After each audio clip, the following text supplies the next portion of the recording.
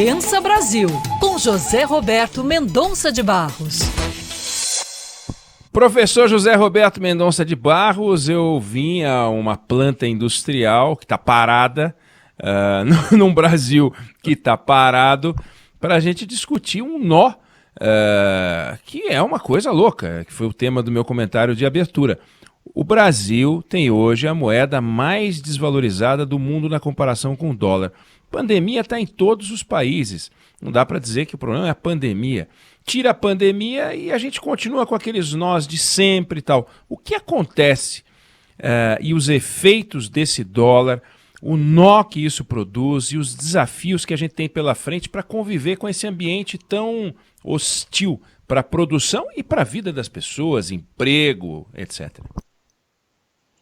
Oi, Eduardo, boa tarde. Olha, realmente essa é uma pergunta fundamental, né? E vamos primeiro falar um pouco do dólar, que ele virou algo difícil de entender, porque nós não temos falta de dólar. Em geral, o preço de uma mercadoria sobe quando ela está relativamente escassa, né? E o dólar subiu no momento em que ele não está escasso, ao contrário.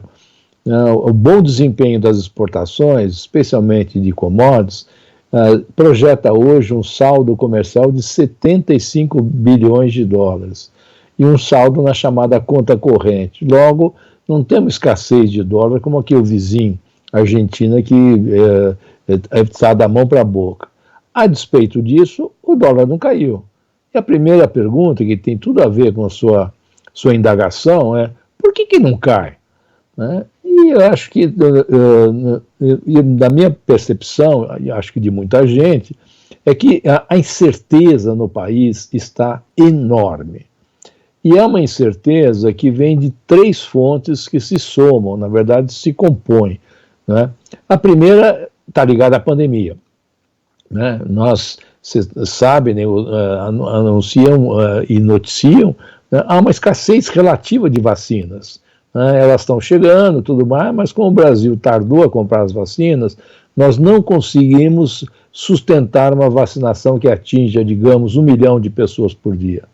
Os Estados Unidos está conseguindo dominar a pandemia, atingiu a marca de 2,5 milhões. E não sabemos exatamente quando é que isso vai ter uma certa folga e, portanto, quando que a pandemia pode nos dar um pouco de espaço para respirar, número 1. Né?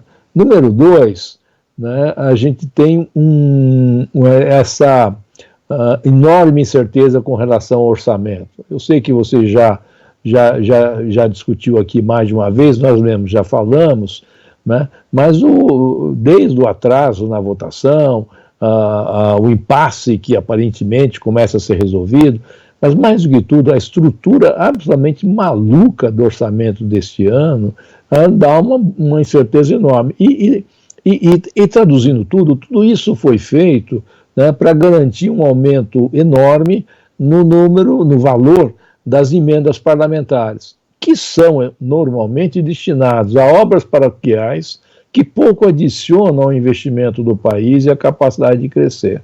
Segunda incerteza. E a terceira é o permanente conflito político.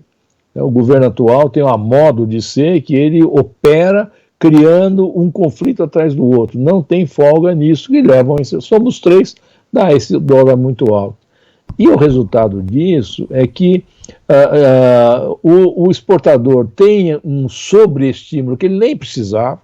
Muito do que a gente exporta a R$5 seria fantástico já para o exportador, e traz outros custos aqui para dentro. O mais óbvio deles é a inflação, o aumento do custo da alimentação, o aumento do custo da construção, e assim sucessivamente. E isto, né, atrapalha não só a vida das pessoas, mas como reduz o investimento. Vou dar um exemplo para você.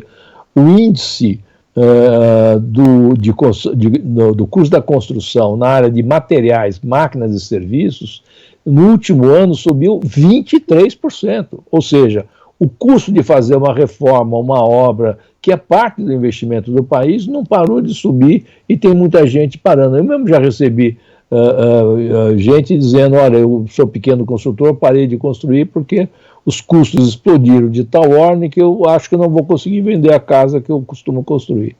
Agora, Então, a gente tem, professor, a gente pega, por exemplo, um pedaço do Brasil, que é o agronegócio, que o senhor conhece muito bem, ele, no entanto, vai de vento em popa, apesar da falta de infraestrutura, claro, preços internacionais são apetitosos e tal, mas esse parece que não depende da pandemia, naturalmente, não liga muito para o orçamento, apesar do orçamento reservar 0,1% do PIB para investimento, e o conflito político parece que também não atazana muito o agronegócio. No entanto, quando a gente vem para essa imagem que está atrás de mim, é o setor industrial, isso é uma tragédia retumbante. Como é que um mesmo governo, um mesmo país, os mesmos desafios, para um setor não faz tanto estrago assim, e para outro setor é uma facada mortal? O agronegócio realmente tem uma história bem sucedida, e você tem razão que dependeu mais de tudo do crescimento, do investimento em conhecimento, em novas tecnologias na produtividade. E aqui é um bom exemplo, Eduardo, de onde o gasto público vai para o bem, que são as universidades, a Embrapa, os centros de pesquisa. Então, uma parte do crescimento do agronegócio é que ele não para de usar novas tecnologias que dão mais produtividade, eventualmente reduzem um pouco os custos, e isso pode ser repassado para o cliente. E a outra coisa é que o agronegócio exporta muito. Então ele disputa, tromba na área lá fora, conhece o que tem de inovação, e resultado disso é que gera um setor muito produtivo, muito robusto, que paga o buraco da estrada, o porto, que não é grande coisa. No setor urbano e na indústria em particular, isso já não tem acontecido na média da indústria, infelizmente. Tem muita indústria competitiva, produtiva, que exporta, que faz, mas a média da indústria brasileira perdeu o gás. Tem menos tecnologia envolvida, e com isso, e depende muito, ficou um pouco mais atrasada em muitos aspectos, e essa situação muito difícil que nós estamos vivendo hoje, câmbio muito alto, inflação muito alta, os consumidores meio desanimados e sem dinheiro, leva a essa situação.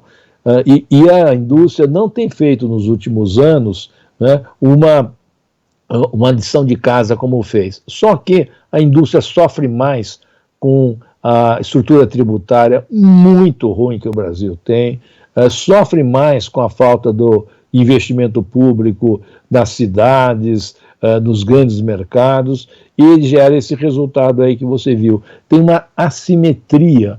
E por que isso acontece? Porque nós estamos investindo cada vez menos. Ninguém cresce sem investir, é verdade para as pessoas. Se eu não for à escola, não for aprender, fazer um curso, um estágio, um treinamento, é verdade para as empresas e é verdade para os países. Então, ou peguei um país que lidou mal com a pandemia e que, além de tudo, na prática parou de investir, como é que vai crescer, Eduardo? A pergunta é lamentável. Agora, na sua percepção, vencida a pandemia, a lição de casa não é só a vacina, porque a vacina pode nos permitir retomar a vida, se não como era antes, parecida, ou pelo menos mais parecida. Agora, os desafios que estão na nossa agenda de curto prazo, que a gente tem que olhar com muita atenção, são quais, professor? Olha, como você falou, a vacina é a pré-condição para voltar ao normal, né? Então, eu acho que a primeira coisa do desafio de curto prazo, mas eu sou cético que vai acontecer nesta altura do campeonato, é que a liderança governamental fosse clara em dizer qual é a nossa estratégia de voltar a crescer. E, na verdade, não tem. Se define muito mais pelo negacionismo, muito mais por embates de caráter populista, né? E você não tem esta orientação que é importante para o país.